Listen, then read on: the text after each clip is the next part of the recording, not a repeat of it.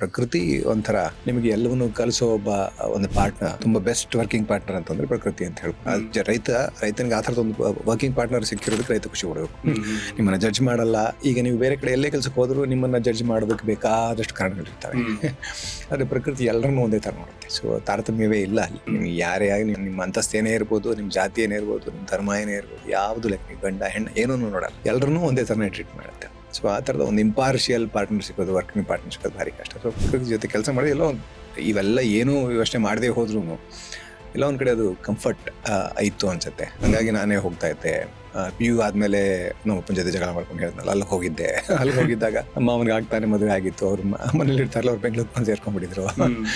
So ಹೊಸ ಮದುವೆ, ತೋಟದ ಕೆಲಸ ಎಲ್ಲ ನನ್ನ ಮೇಲೆ ಇತ್ತು.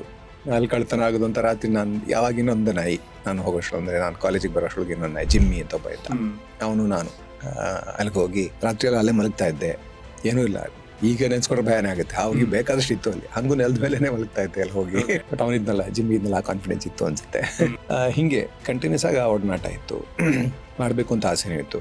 ಅದಾದ್ಮೇಲೆ ಸಿನಿಮಾಗೆ ಬಂದ್ಮೇಲೆ ಒಂಚೂರು ದುಡ್ಡು ಸಿಕ್ತು. ಕಾಲೇಜ್ ಆದ್ಮೇಲೆ ಒಂದ್ಸಲ ಟ್ರೈ ಮಾಡಿದೆ. ಬ್ಯಾಂಕೆಲ್ಲ ಹೋಗಿ ನನಗೆ ಲ್ಯಾಂಡ್ ತೊಗೊಳಕ್ ಲೋನ್ ಬೇಕು ಅಂತ ಕೇಳಿದೆ. ಅವ್ರು ಕೊಡಲ್ಲ ಅಂತಂದ್ರು.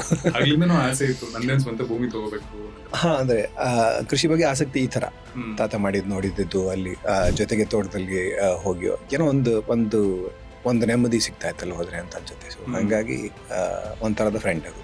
ನನಗೊಂದು ಬೆಟ್ಟ, ಕಾಡು, ನೀರು ಎಲ್ಲ ಇರೋ ಕಡೆ ಒಂದು ಜಾಗದಲ್ಲಿ ಇರಬೇಕು ಅಂತ ಆಸೆ ಇತ್ತು.